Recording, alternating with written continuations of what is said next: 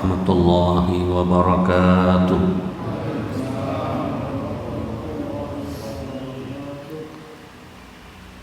الحمد لله رب العالمين. الحمد لله رب العرش العظيم.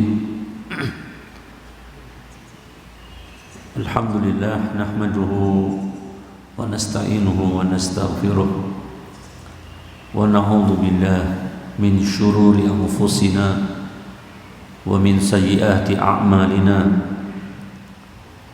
من يهده الله فلا مضل له ومن يضلل فلا هادي له.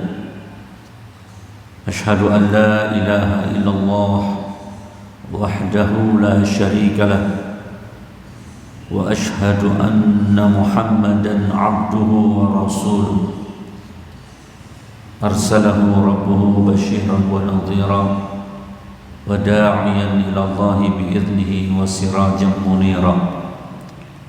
اللهم فصل وسلم وبارك وأنعم على عبدك ورسولك سيدنا ونبينا وشفيعنا محمد وعلى آله وصحبه ومن تبع هداه إلى يوم القيامة. Allahumma ij'alna minhum. Bapak Ibu sekalian, kalimat terakhir yang saya bacakan dalam muqaddimah tadi, Allahumma ij'alna minhum, artinya ya Allah jadikanlah kami bagian dari mereka. Mereka ini adalah orang-orang yang setia dalam ittiba' Rasul. Jadi setelah kita baca wa man tabi'a hudah ila yaumil qiyamah, siapa saja yang mengikuti petunjuknya sampai hari kiamat, lalu kita minta kepada Allah supaya kita dijadikan bagian dari yang demikian.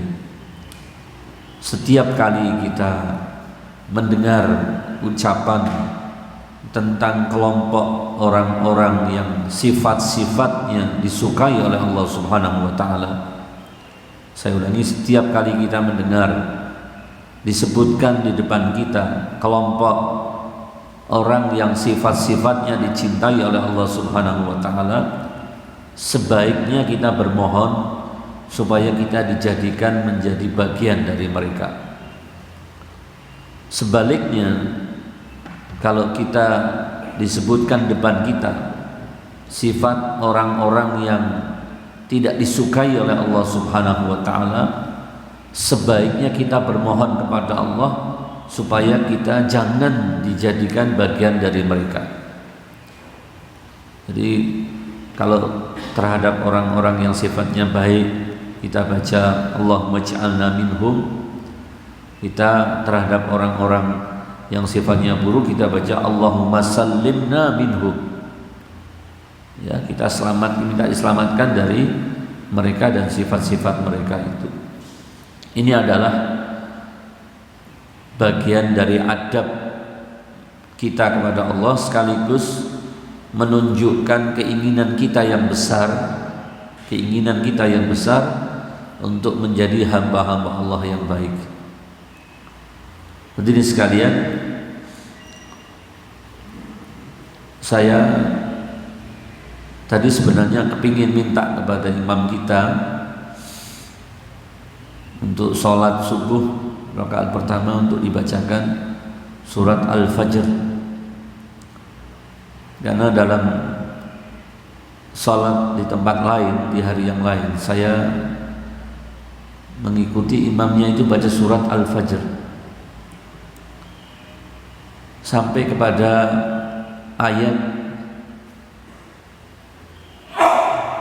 fa'ammal insan idza mabtalahu rabbuhu fa'akramahu wa na'amahu fayaqulu rabbi akram wa amma idza mabtalahu faqadara alaihi rizqahu fayaqulu rabbi ahana. Mendengar ayat ini, hati ini terenyuh sekalian, nangis. Karena apa? Dalam ayat tadi digambarkan manusia ini bolak-baliknya itu antara dua sifat yang sama-sama tercela. Sifat yang pertama disebutkan di sana, idza mabtalahu rabbuhu fa akramahu wa na'amahu fayaqulu rabbi akraman. Ini sifat manusia kalau dia diberi kemudahan oleh Allah, diberi nikmat oleh Allah, yang itu sebenarnya ujian. Wa amma idza mabtalahu, ujian sebenarnya dia tidak ngerti. Padahal pada ayat itu kata ujian itu diletakkan di depan. Adapun manusia itu ketika ia diuji atau ketika kami mengujinya, fa akramahu, kemudian dimuliakan oleh Allah. Ini ada kaitannya dengan kata karim yang kemarin sudah kita kaji. Dimuliakan oleh Allah. Sifat-sifat karam Allah itu ditunjukkan kepada orang tadi dalam bentuk anugerah yang banyak. Wa na'amahu, nikmat-nikmatnya diberikan kepada Allah Ta'ala. Harusnya kalau kita mendapatkan yang seperti itu bagaimana sekalian? Syukur kan? Tapi orang ini mengatakan Rabbi akraman, hari ini Tuhan CS dengan aku ini. Hari ini Allah ini masih suka aku. Tapi ketika keadaannya dibalik oleh Allah Ta'ala, diberi yang sebaliknya, fa amma idza mabtalahu faqadara alaihi rizqahu, disempitkan oleh Allah rezekinya. Seperti seorang berdagang pada saat masa ramai, dia mengatakan, wah ini Tuhan masih murah kepadaku.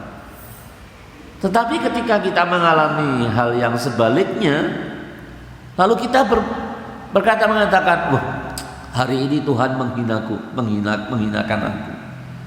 Jadi ukuran kita manusia yang sesat ini, kemuliaan atau kehinaan seseorang di mata Allah Subhanahu wa Ta'ala, untuk orang yang sesat ini, yang tidak ngerti ini, ukurannya apa sekalian?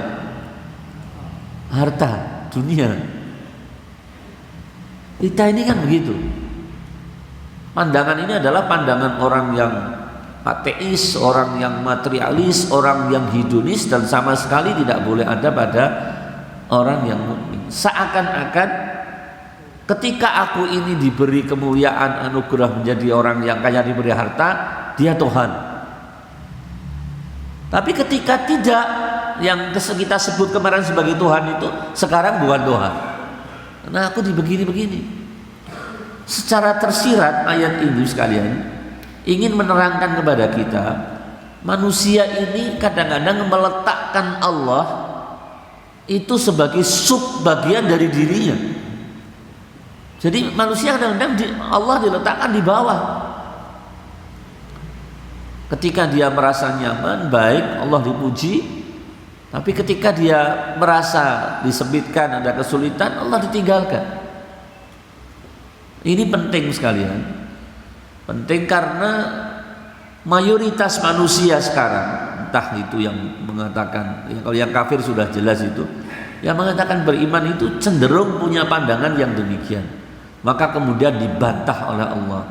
Kalla balla tukrimunal yatim wala tahaduna ala ta'amil miskin wa ta'kuluna turaza aklan lamma wa tuhibbunal mala hubban jamma. Allah katakan tidak, sama sekali persoalannya bukan begitu. Persoalannya adalah ada penyakit di dalam dirimu. Penyakit yang paling besar itu adalah kamu, karena kamu tidak yakin, tidak percaya dengan ad-din, hari kiamat, hari pembalasan ini. Nanti akan kita dapati pada surat Al-Infitar ini juga sama disebutkan begitu nanti.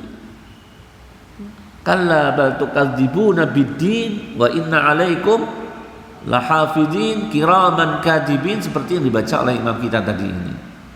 Jadi saya ingin sampaikan sekalian, mari kita berusaha supaya iman kita ini mengarah, ya, iman yang ada dalam kita ini mengarah kepada arah dan tujuan yang benar, Jangan punya pandangan yang sangat materialistis yang mendekat atau menjauhnya kita dari Allah Ta'ala itu selalu ditentukan oleh banyak sedikitnya harta atau aset-aset duniawi yang kita miliki. Na'udzubillah min dzalik. Jangan seperti itu, karena kalau Allah mencintai seseorang lalu menjadikan bukti kecintaannya itu dengan memberikan harta. Saya ulangi, seandainya Allah itu mencintai seseorang lalu menjadikan bukti kecintaannya pada orang tadi itu dengan memberi harta, maka orang yang paling dicintai oleh Allah itu adalah siapa? Fir'aun dan Qarun. Yang Qarun katakan wa inna mafatihahu latanu bil usbah. Qarun itu diberi harta yang untuk membawa kunci-kunci pundi-pundi hartanya saja itu harus diseret dengan kawanan kuda. Kuncinya bukan hartanya. Tidak bisa bayangkan kita hartanya. Lalu kita mau mengatakan bahwa bukti kasih sayang kecintaan Allah pada seseorang itu adalah anugerah harta? Tidak sekalian, tidak. Bukti kecintaan Allah itu adalah kalau antum sekalian, saya dan antum sekalian itu dimudahkan oleh Allah untuk berada pada jalan yang membuat kita menjadi nyaman, enteng beribadah. Itu bukti kita diberi kenikmatan oleh Allah Ta'ala itu. Bukti kita diberi kenikmatan oleh Allah Ta'ala itu adalah apabila harta kita banyak tapi kita begitu ringan mensedekahkannya. Itu berarti kita diberi anugerah oleh Allah Ta'ala itu. Tapi ketika harta kita banyak, loh, yang terpikir adalah meningkatkan status dan taraf hidup kita, tidak terpikir kita untuk menggunakan harta itu dalam ketaatan kepada Allah, itu berarti anugerah harta itu membawa masalah. Para sahabat kalau mendapat yang demikian sekalian, itu cepat-cepat hartanya disingkirkan, dilepas. Sayyidina Umar pernah melepas separuh hartanya hanya karena terlambat sholat, salah satu sholat fardu menjadi makmum yang masbuk. Bukan tidak salah, tapi menjadi makmum yang masbuk karena masbuknya itu karena disibukkan oleh hartanya. Itu habis sholat separuh hartanya dilepas karena takut kalau nanti lama-lama menjadi yang demikian ini. Maka saya ingin sampaikan Bapak Ibu sekalian, bersyukurlah orang yang ketika waktu fajar badannya begitu terasa ringan untuk diangkat, tubuhnya ringan untuk dibawa ke masjid. Iya, duduk di sini beriktikaf, berzikir, beribadah, sholat. Untunglah, sebab nanti kita akan mendapati bahwa ternyata itu harta yang besar, harta yang besar. Rasulullah SAW pernah mengirim sariyah. Sariyah itu pasukan yang dikirim oleh Rasulullah untuk berperang, tapi Rasulullah tidak ikut. Itu namanya sariyah. Kalau Rasulullah ikut berangkat namanya ghazwah. Ghazwah. Ada kira-kira 13 ghazwah dan sariyah yang cukup banyak. Ada 13 ghazwah kira-kira. Dalam Islam artinya peperangan yang langsung Rasulullah ikut di sana. Tapi ada sariyah yang begitu banyak. Sayyidina Umar meriwayatkan satu riwayat, satu ketika Rasulullah itu mengirim sariyah, pasukan perang. Tetapi pasukan yang dikirim oleh Rasulullah itu dengan begitu mudah mengalahkan lawan dengan waktu yang cepat itu. Perangnya singkat, tetapi dapat harta rampasan yang sangat banyak. Biasanya kalau musuh itu punya harta banyak, kan perangnya berlangsung seru, lama begitu. Tapi ini perangnya cepat dan harta rampasan yang didapat itu banyak. Sampai para sahabat yang ikut dalam sariyah ini pulang menemui Rasulullah, senang mereka. Ya Rasul, kami tidak pernah mengikuti sariyah yang secepat ini, sesingkat ini, dan mendapatkan ghanimah harta rampasan yang sebesar ini. Wajar itu kalau zaman itu Islam kan sahabat masih baru untuk Islam, sehingga melihatnya demikian, perangnya cepat tapi hasilnya gede. Kita kan kadang-kadang begitu. Kalau kerja kita kepinginnya apa? Yang seringan mungkin, gajinya yang sebesar-besarnya. Betul. Saya kira semuanya di sini masih manusia kan? belum ada yang jadi malaikat kan, masih punya hubbul dunia begitu. Kalau kerja kepinginnya kalau perlu tidak kerja tapi dapat gaji. Iya, itu dari orang yang bekerja pekerjaan paling bawah sama yang paling atas. Pekerjaannya minta yang seringan-ringannya, tapi gajinya minta yang sebesar-besarnya. Ketika rombongan sahabat ini mendatangi Rasulullah SAW, mengatakan tentang hebatnya syariah itu, karena singkat tapi dapatnya ghanimah besar, Rasulullah mengatakan begini, maukah kamu aku tunjukkan sesuatu yang lebih singkat dari itu dan lebih besar hasilnya? Kalau kita seandainya kita hadir ketika itu di depan Rasulullah, apa jawab kita ditawari itu? Mau pasti. Maka sahabat mengatakan qalu bala, mau ya Rasulullah. Menurut kami ini syariah yang paling cepat, paling besar hasilnya. Rasulullah mau menunjukkan perang lain, syariah lain yang lebih cepat, lebih singkat, hasilnya lebih besar. Yang ada di dalam benak sahabat ketika itu apa sekalian? Kan perang beneran kan? Kalau seperti kita mengatakan, wah ini hari ini saya kerja luar biasa ini, baru keluar rumah sudah tanda tangan sekali dapat 5M misalnya ini. Tiba-tiba ada orang mengatakan, mau tidak kamu saya kasih pekerjaan yang lebih ringan, hasilnya lebih besar? Kita jawabnya apa kira-kira? Mau.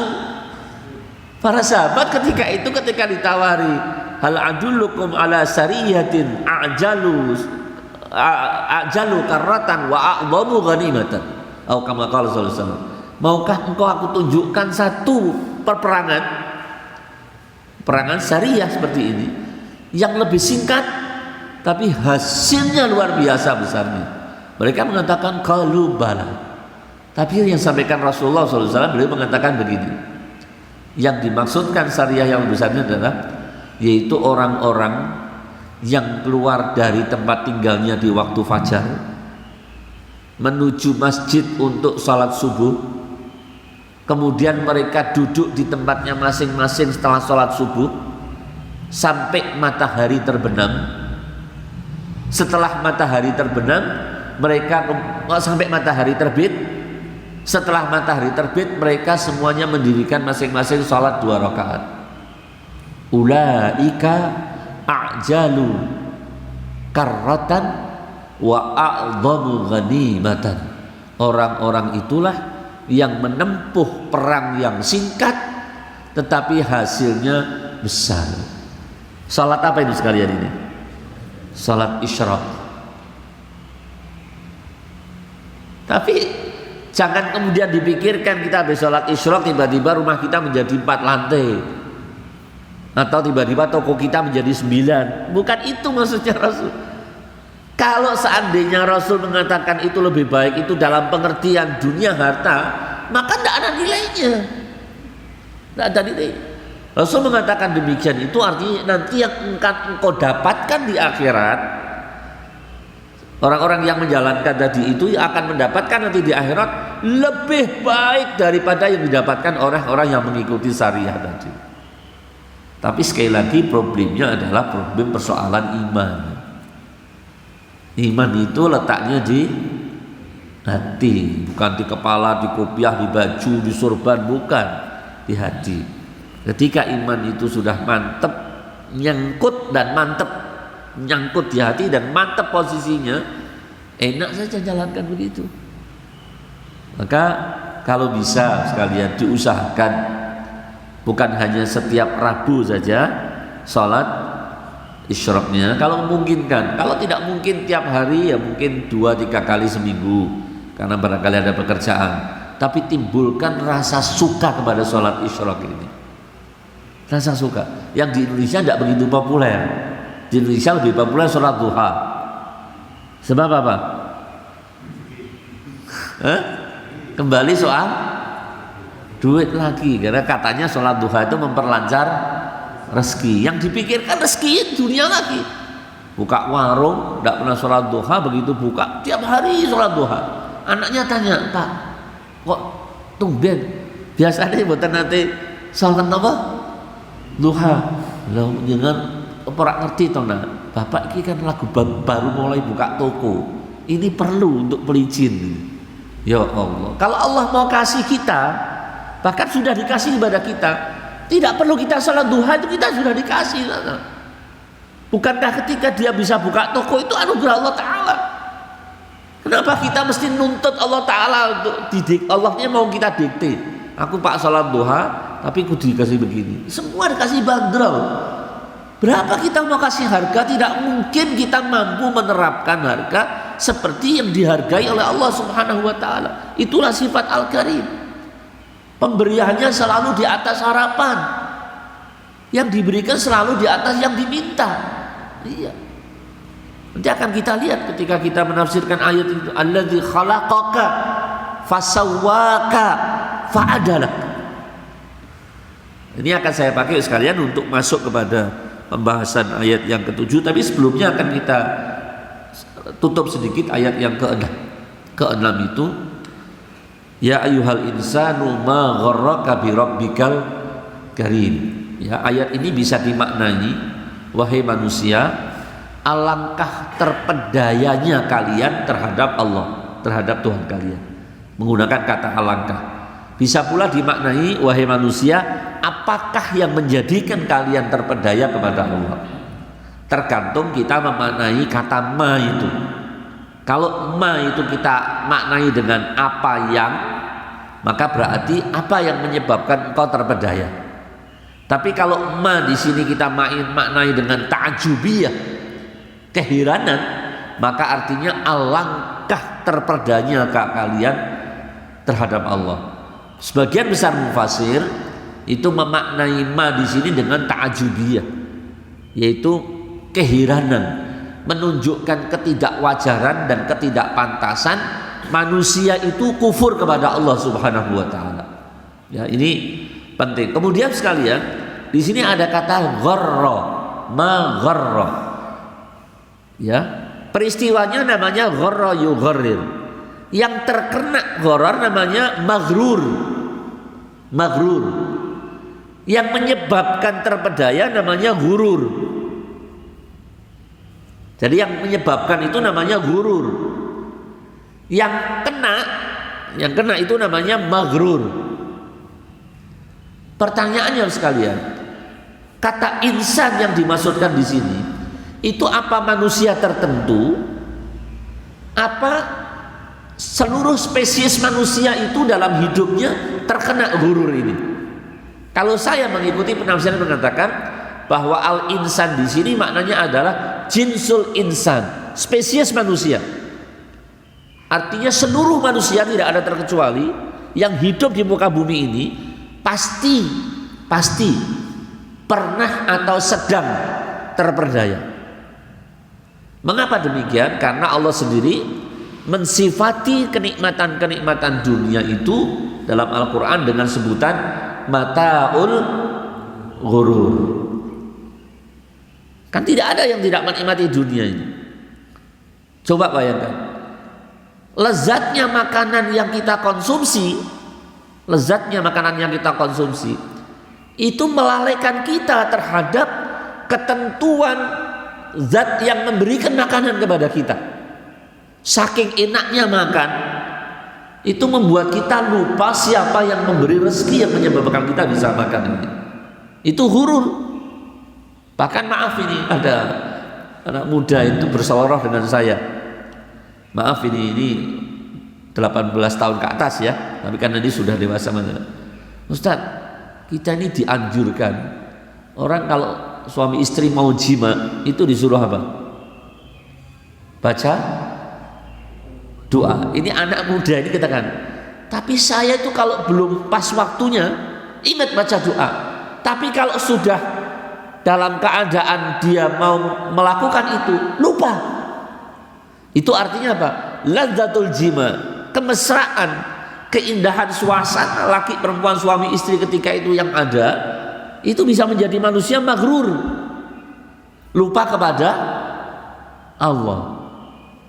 Kalau begitu, benar Al-Quran mengatakan bahwa wamal hayatud dunya illa mata'ul ghurur. Dikatakan mata'ul ghurur artinya semua kenikmatan di dunia ini punya potensi, bukan harus tapi punya potensi untuk membuat manusia menjadi terpedaya atau tertipu. Punya potensi. Adapun orang itu terpedaya atau tidak tergantung orang masing-masing. Tapi setiap kenikmatan dunia, jangan bohong, kita jujur, itu punya potensi untuk membuat kita terpedaya. Lezatnya makanan, empuknya kasur tidur,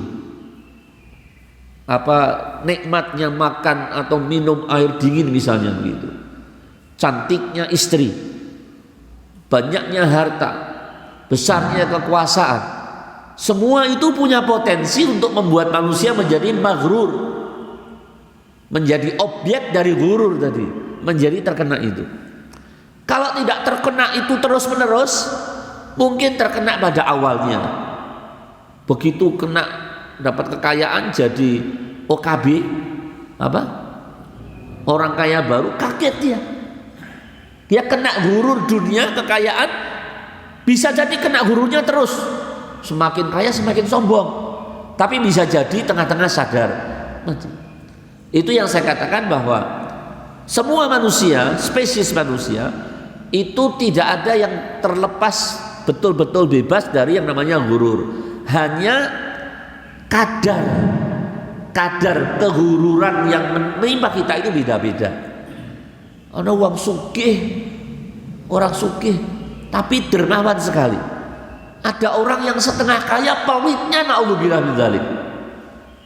Ada begitu. Itu tanda ada orang yang betul-betul bisa mengendalikan diri sehingga gururnya itu tidak terlalu berlebihan. Bukti bahwa semua orang kena gurur. Ini yang muda-muda yang belum nikah, kalau ada dua gadis misalnya, sama-sama baik, cantik dan kurang cantik, yang dipilih yang mana? Yang cantik. Kalau kita mau deal bisnis yang memberikan untung besar dan untung kecil, yang kita pilih mana? Untung besar. Itu bagian dari sifat gurur dunia ini. Maka Rasulullah SAW mengajari kita bagaimana supaya kita tidak terkena gurur berkelanjutan atau gurur yang kadarnya, dosisnya tinggi. Rasulullah mengatakan, Allahumma ij'alid dunya ala yadi wa la taj'alha fi qalbi. Allahumma ij'alid dunya ala yadi wa la taj'alid dunya fi qalbi. Ya Allah, jadikanlah dunia itu ada dalam tanganku, genggamanku. Artinya aku yang mengatur, bukan aku yang diatur. Wala taj'alha fi qalbi. Jangan sekali-kali engkau masukkan di dalam hatiku. Karena kalau sesuatu sudah masuk di dalam hati, ketika berkurang akan mendatangkan kesedihan. Ketika berpisah akan mendatangkan kesedihan yang luar biasa. Segala yang kita masukkan di dalam hati itu akan membuat kita pedih ketika kita kehilangan atau ketika kadarnya dalam hati kita itu berkurang. Bagi orang yang dunia itu tidak masuk dalam hatinya, dunia itu diambil kembali oleh Allah atau dialihkan kepada orang yang lain, dia tetap akan memuji Allah Subhanahu wa taala. Dia tidak akan mengatakan Rabbi akraman, menjadi sombong ketika kaya. Juga dia tidak akan mengatakan Rabbi ahanan, aku dihinakan oleh Allah karena aku miskin. Itu kesimpulan dari ayat 6. Ya ayyuhal insan ma gharraka bi rabbikal karim. Yang pada ayat itu kata gurur itu ditutup pada ayat itu dengan kata al-karim. Dalam Al-Quran Allah Subhanahu wa ta'ala menggunakan al-karim itu untuk mensifati banyak hal. Misalnya Al-Quran disifati dengan Al-Quranul Karim. Tapi yang menunjuk kepada Allah, Al-Karim yang menunjuk kepada Allah itu ada 3. Ada 3 ayat atau sebutan dalam Al-Quran yang kata karim itu menunjuk kepada Allah Subhanahu wa ta'ala. Bahkan salah satu di antara kata itu yang menunjuk kepada Allah itu oleh Allah ditempatkan pada surat Al-Alaq. Bagian dari wahyu yang pertama yang mengatakan Iqra wa rabbukal akram. Iqra wa rabbukal akram. Ini hati-hati sekalian, kadang-kadang ada imam masjid salah membacanya. Iqra wa rabbuka akramul ladzi 'allama bil qalam.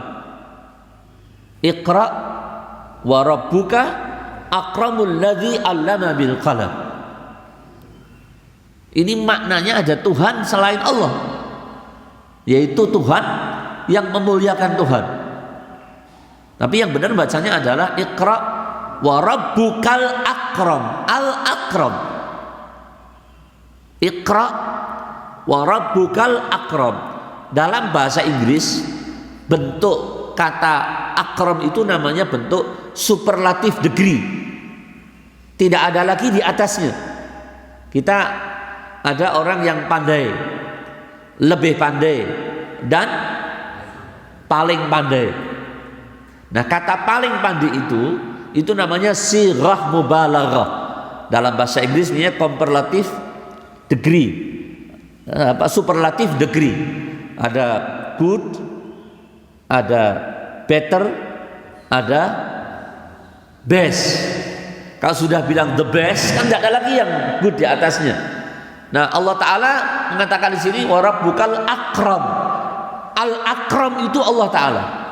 Maka tidak ada lagi yang punya sifat karim melebihi sifat karimnya Allah Subhanahu wa Ta'ala.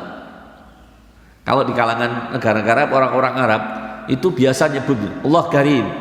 Kalau dia punya masalah atau orang mengeluh pada dia akan katakan Allah Karim. Artinya seberapa besar apapun persoalannya, kamu akan dapatkan solusi di Allah Subhanahu wa Ta'ala. Allah Karim, Allah Karim, Allah Karim. Itu sering diucapkan dalam bahasa keseharian kalau di kalangan Arab ini. Nah, ditempatkannya kata al-akram yang itu adalah bentuk superlatif atau bentuk sighah mubalaghah dari kata karim, itu artinya tidak ada lagi di atas Allah Subhanahu wa Ta'ala yang sifat karimnya melebihi Allah Ta'ala ini. Karena sifat karim itu bisa dipakai untuk manusia. Anta karim. Kalau kita melihat ada orang yang dermawan, suka ngasih, suka memberi, kita sebutkan huwa karim. Dia adalah pemurah, karim, suka memberi, dermawan. Tapi kalau disebutkan dengan kata akram, al-akram, itu Allah Subhanahu wa Ta'ala.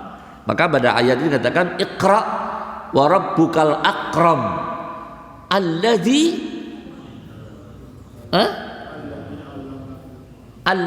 allama bil qalam. Bentuk kemurahan Allah yang paling besar, sebutan Allah yang al-akram, itu diterangkan pada ayat itu dengan alladzi allama bil qalam. Artinya anugerah Allah yang paling besar itu adalah berupa ilmu agama. Ilmu agama. Bapak-bapak, ibu-ibu, kalau melihat anaknya atau punya anak sukses menghatamkan Al-Quran atau menghafal Al-Quran, semangatnya untuk memberikan apresiasi dan penghargaan harus lebih tinggi ketimbang ketika anaknya mencapai prestasi dalam bidang NEM atau lomba apapun. Sayang negara kita ini belum begitu. Negara kita ini kalau ada presentasi dalam bidang agama, terutama Islam, jangankan diberi apresiasi, disiarkan saja enggak. Ya, maka anak-anak kita yang diberi penghargaan di Saudi Arabia, di Iran, di Kuwait karena umur 8 tahun, 7 tahun menghafal Al-Quran, di sini tidak ada beritanya di sini. Karena di sini itu yang namanya anugerah itu duit. Maka kalau itu ekonominya surut, karang kabut masyarakatnya. Kalau kita lihat zaman Nabi, zaman sahabat, zaman tabi'in, tidak pernah masyarakat itu gonjang-ganjing karena faktor ekonomi. Justru kalau kita lihat, Nabi itu berangkat dakwahnya 13 tahun di Mekah dari kelangkaan aset. Tidak punya kekuasaan, tidak punya wilayah, tidak punya pengaruh, dan sama sekali tidak menguasai aset di Mekah sampai terusir. Dakwah Islam menjadi kuat, menjadi kokoh bukan berasal dari kekayaan duniawi, tapi karena ilmu wahyu yang diturunkan oleh Allah kepada Rasulnya tadi. Maka Al-Quran menyebut Iqra wa rabbukal akram, bukan alladzi a'taka malan katsiran, bukan. Alladzi 'allama bil qalam. 'Allama bil qalam ini mengajarkan sesuatu dengan pena. Al-Qur'an yang dimaksudkan kalau kita baca tafsirnya. Ketika seseorang mendapatkan kemudahan untuk mendekatkan diri pada Al-Qur'an, dia mendapatkan kemurahan yang begitu besar kepada Allah Ta'ala ini. Tapi maaf sekalian, kadang-kadang kita menempatkan ahlul Quran saja di pojok, di belakang. Ahlul Quran itu di depan. Saya paling takut kalau ada orang salaman dengan saya, mau mencium padahal dia hafal Al-Quran. Saya paling takut. Paling takut. Karena di hadapan saya dia itu jauh lebih tinggi daripada punya ya hafal Quran. Demikian pula ketika ada orang yang mengingatkan saya dari golongan saya. Waktu itu saya cium tangan sama Allahyarham Ustaz Mu'in. Ustaz Mu'in Ngodprau, saya cium tangannya bolak-balik. Ketika saya cium tangannya begini, saya bilang ta'aduban. Ta'aduban itu merupakan akhlak. Lalu saya balik, saya cium tangannya yang balik. Saya mengatakan tabarrukan. Mencium tangan ini, saya katakan ta'aduban. Ini adab saya kepada orang tua. Saya cium tangannya yang di sini, saya katakan tabarrukan. Karena saya yakin tangan itu lebih banyak dipakai untuk menyentuh mushaf daripada yang lain. Saya kepingin dapat berkahnya. Kita kalau salaman sama orang soleh itu begitu sekalian. Ada Habib Umar datang misalnya, kadang-kadang saya 2 kali cium tangannya. Ditarik, saya bilang ada ta'aduban wa tabarrukan. Beliau senyum, kasih. Jadi ketika kita cium tangan yang di atas itu ta'aduban, semua orang menyalakan begitu. Tapi ketika cium yang di sini, karena tangan ini kita yakini lebih banyak digunakan untuk amal soleh. Tidak mungkin kita mau mencium tangan orang ahli maksiat atau bolak-balik. Apa berkah yang mau kita ambil? Tidak ada. Jadi sekali lagi, anugerah Allah yang paling besar itu ketika antum sekalian itu diberi mudah untuk memahami Islam, diberi mudah untuk memahami Al-Quran, diberi keringanan untuk beribadah, dimudahkan hatinya atau disingkirkan rasa bakhilnya, itu anugerah yang besar. Jangan sedih. Ada orang yang, maaf ini, saya kemarin baru ngobrol, tukang nyebrangkan jalan itu. Saya ketemu seseorang yang tukang nyebrangkan jalan, itu tidak pernah terpikir dia dapat berapa. Sampai saya tanya, Mas, dengannya apa? Yang ada yang ngasih kelurahan apa kecamatan? Mboten Pak, ngoten. Lah jenengan keten iki kan jam 6 pagi sampai jam 9 di satu tempat kan Buta Arto. Nggih lah kok kula remen. Jawabnya sederhana. Kula remen. Sudah habis itu. Senang kepada perbuatan yang membuat orang lain menjadi mudah. Sudah itu jalan surga. Saya bilang Anda lebih beriman daripada saya bilang gitu. Antum bisa mau ngadep di jalan begitu nyebrangkan orang tanpa dikasih uang. Ketika ditanya jawabnya kula remen. Sulit itu sekalian. Wah, ini orang yang seperti ini mendapatkan anugerah dari Allah Subhanahu wa taala luar biasa. Tidak peduli orang enggak ngasih, enggak ngasih. Oh, dia bukan tujuannya itu. Memang ada yang menyeberangkan karena uang. Dikasih dia senang, enggak dikasih dia marah, itu ada. Tapi orang saya temui sendiri di jalan ini di sebelah timur itu. Kula remen, ya Allah, saya bilang Anda lebih beriman daripada saya. Kalau saya belum tentu mau begini jalankan seperti itu. Nah, itu bentuk anugerah Allah Subhanahu wa taala. Jangan melihat orang diberi anugerah, orang mendapat sifat karim Allah taala itu ketika dia kaya, ketika dia sehat. Sementara kalau melihat orang miskin, berarti dia tidak dimuliakan oleh Allah. Kalau melihat orang sakit, dia tidak dimuliakan Allah. Tidak sekalian. Bisa jadi seseorang ketika sehat itu tidak dimuliakan oleh Ta'ala karena kesehatannya untuk maksiat. Tapi orang lain ketika sakit justru dia dimuliakan oleh Allah Ta'ala karena sakit itu untuk mencegah atau menghentikannya dia maksiat. Milikilah cara pandang dan cara pikir yang seperti itu.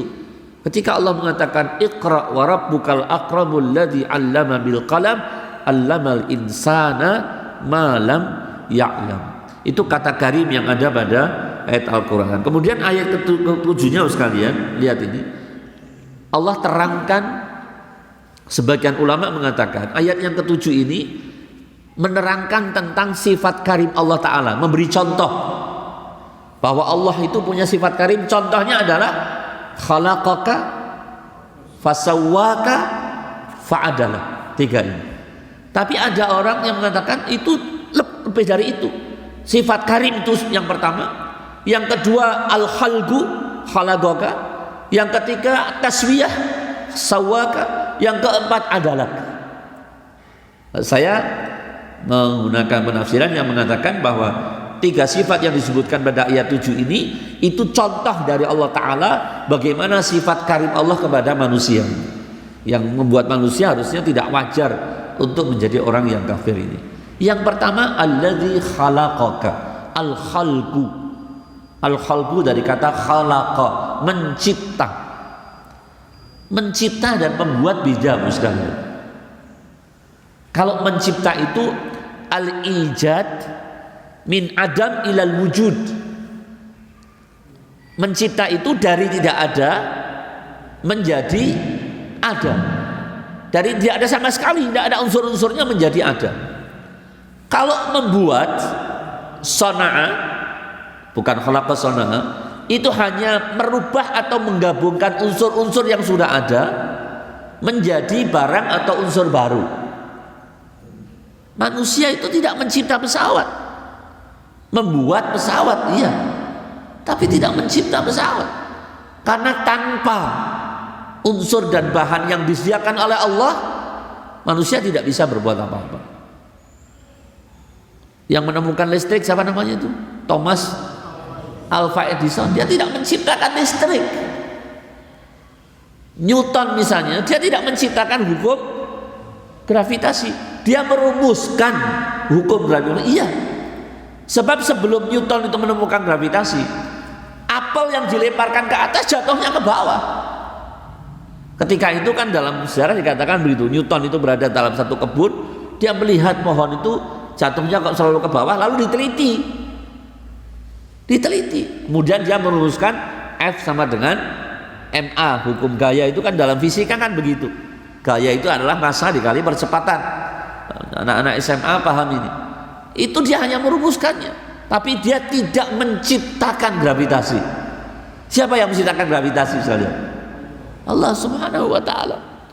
Orang penemu HP, saya sudah katakan kemarin itu, HP itu kalau berada di daerah-daerah yang Allah tetapkan daerah itu blank dari gelombang yang bisa dirambati, tidak bisa terima. Secanggih apapun HP-nya, dikasih pemancar tetap begitu, ada batasnya. Tapi kalau sifat Allah al-khalqu di sini, alladzi khalaqaka, menciptakan kita dari tidak ada menjadi ada. Yang dimaksudkan di sini kalau menciptakan manusia adalah dari Adam, Nabi Adam alaihissalam. Tidak ada manusia. Kita juga begitu. Orang mengatakan wah manusia berasal dari sperma. Baik, siapa yang menciptakan spermanya? Apa Allah beli kepada manusia tertentu atau penguasa tertentu lalu diberikan? Tidak, Allah yang menciptakan ini. Nah, alladzi khalaqaka kali ditujukan kepada manusia yang disebutkan pada ayat 6 tadi ini. Engkau tidak wajar kafir, engkau tidak wajar maksiat kepada Allah, karena Allah itu yang menciptakan engkau. Menciptakan engkau, bagaimana kau bisa kafir pada dia? Alladzi khalaqaka, dikatakan al-khalqu itu adalah al-ijad minal adam ilal wujud, dari tidak ada menjadi ada. Dan ini sekalian, sifat-sifat begini sering disampaikan di dalam Al-Quran. Misalnya ketika Nabi Ibrahim alaihissalam, Nabi Musa alaihissalam itu berdebat dengan Fir'aun. Fir'aun itu Nabi Ibrahim mengatakan Allah yang menciptakan langit dan bumi dan menjadikan matahari itu keluar dari sebelah timur, terbenam di sebelah barat.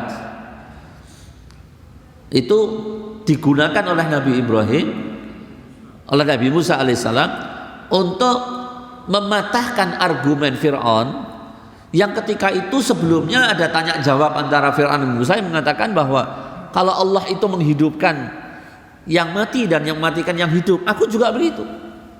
Nabi Musa mengatakan innallaha yuhyi wa yumit. Fir'aun jawab ana uhyi wa umit. Aku juga menghidupkan dan mematikan ini. Musa tanya bagaimana kamu begitu? Lalu dipanggil 2 tahanan oleh Fir'aun. Disuruh saling berantem kasih senjata begitu. Ketika yang satu dibunuh oleh yang lain, dia mengatakannya aku yang bunuh. Ini aku yang menghidupkan ini. Kelihatannya kan bisa diterima logika kelihatannya begitu.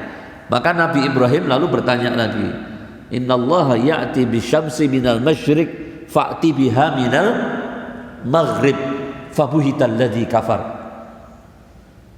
Wahai Fir'aun, Allah itu mendatangkan matahari itu dari sebelah timur dan menenggelamkannya di sebelah barat. Sekarang coba kamu balik. Kamu balik. Fabuhital ladzi kafar. Orang Fir'aun yang kufur tadi itu terkunci mulutnya, tidak punya lagi argumen untuk berbicara ini. Kalau sudah kalah ngomong dengan kebenaran, yang digunakan apa kemudian? Kekuasaan. Manusia itu begitu sekalian. Nek ora iso bengkokke sing lurus dengan argumen, maka dicoba dibengkokkan badannya dengan pedang. Sampai akhir zaman itu diktator itu begitu. Nek ora iso tak bujuk supaya ikut aku, tak bui penjara. Dikira dengan memenjarakan itu kemudian bisa merubah prinsip, tak bisa sekalian. Dulu sudah begitu juga, tapi hukumannya lebih berat ketika itu. Ya, hukumannya lebih berat. Nabi Ibrahim dengan Qarun juga begitu. Nabi Ibrahim itu beradu dengan Qarun dengan cara patung-patungnya yang sebelah oleh Qarun dan misalkan itu dihancurkan. Ketika sudah dihancurkan semua, yang paling besar tidak dihancurkan, kampaknya dikalungkan. Ketika Qarun melihat, tanya, siapa yang berbuat ini? Ada orang yang nyebut, saya melihat Ibrahim masuk ke kuil ini. Dia mengatakan, Fa'tu bihi, datangkan kemari, ala yudinas, supaya manusia semua bisa melihat. Nabi Ibrahim panggil, a'anta fa'alta bi alihatina hadza ya Ibrahim. Apakah engkau yang berbuat terhadap Tuhan-Tuhan kami wahai Ibrahim ini? Nabi Ibrahim jawab, fa'alahu kabiruhum hadza fas'aluhum in kanu yantiqun. Yang berbuatnya adalah yang paling besar ini, dan tanyalah kepada yang ini kalau mereka berbicara. Fir'aunnya jawab, bagaimana aku akan tanya kepada patung padahal dia tidak bisa berbicara.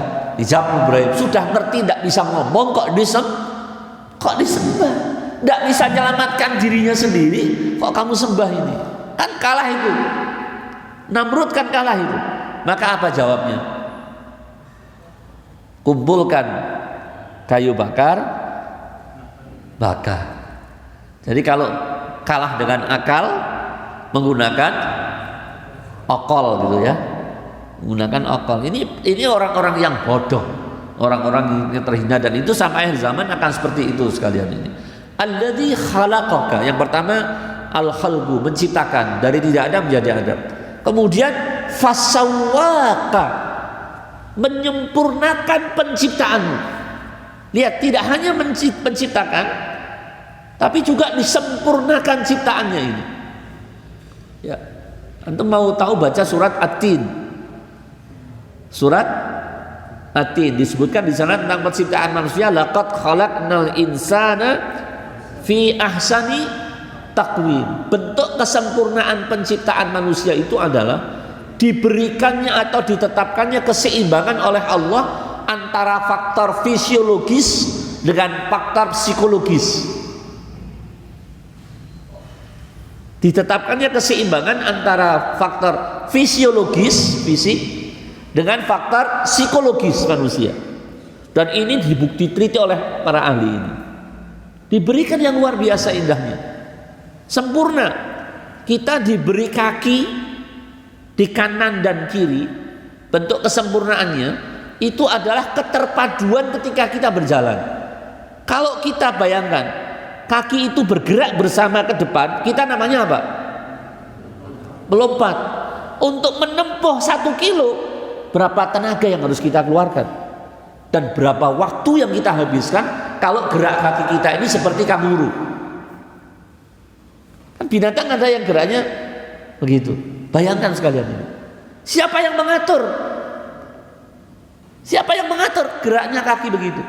Dan seperti ada instruksi kapan kaki kanan maju, kapan kaki kiri itu maju. Seandainya kita diciptakan Allah dalam keadaan asal jadi bentuk begini, jalannya jeglek, jeglek, jeglek. Dari rumah saya ke tempat ini bisa 1 jam saya. Karena apa?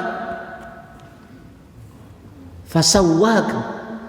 Kemudian yang berikutnya ketiga, fa'adalak. Fa'adalak itu dibuat harmoni, adil, seimbang. Bayangkan sekalian, coba lihat. Ketika kita mau mengambil, ini ada barang. Kita melihat, mata kita melihat.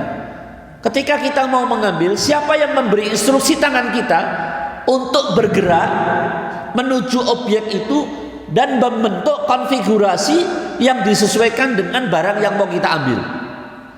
Apakah ketika kita mau mengambil sesuap nasi atau sebutir nasi dengan mengambil sebuah handphone, gerak tangannya sama? Bayangkan kalau kita mau mengambil sebuah nasi seperti kita mau mengambil sebuah handphone, terangkan tidak nasi itu? Tapi ketika objek yang mau diambil itu sebesar nasi, jarinya membentuk begini. Ini fa'adalak. Proses ini kadang-kadang karena begitu cepatnya sistem yang ada dalam tubuh ini, kita tidak sadari bahwa itu adalah anugerah yang begitu besar. Ya, nanti akan kita lihat kata fa'adalak itu pada tubuh kita satu persatu. Kapan mata kita berkedip, kapan mata kita tertutup lama, kapan mata kita terbuka. Jazakallah khair. Itu fa'adalak. Allah menciptakan, mengatur sedemikian rapi dan seimbang apa-apa yang ada dalam ciptaannya, terutama dalam tubuh manusia ini sekalian ini.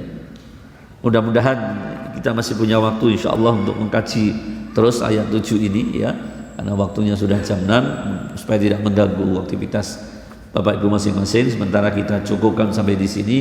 Ja'alanallahu wa iyyakum minal ladzina yastami'una al-qawla fayattabi'una ahsana.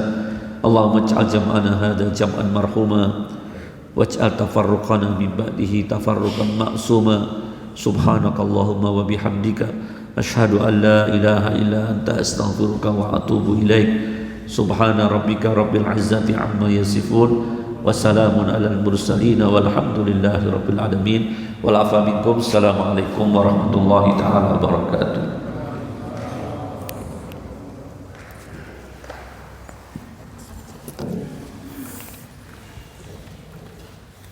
Bapak Ibu jamaah salat subuh dan juga kajian tafsir insyaallah dirahmati Allah. Demikian tadi penguraian dari ayat 6 dan 7. Apa yang disampaikan tadi insyaallah membuat hati kita nyes nggih, siraman qalbu, siraman rohani yang sayangnya hanya 1 pekan sekali. Kadang-kadang hati kita sudah terlalu gersang, ini baru seminggu dapat siraman lagi. Perlu kami sampaikan Bapak Ibu bahwasannya alhamdulillah masjid ada tambah 1 fasilitas. Ini sebetulnya saya tujuan utamanya untuk menarik para remaja, yaitu meja pingpong ya. Tetapi monggo kalau siapapun boleh memanfaatkannya sebagai sarana dakwah dan juga sarana olahraga untuk kebugaran jamaah. Demikian adalah kita sudah ditutup oleh Ustaz. Setelah ini jangan lupa untuk sholat isyraq, kemudian kita sarapan bersama. Bila taufiq wal hidayah. Assalamualaikum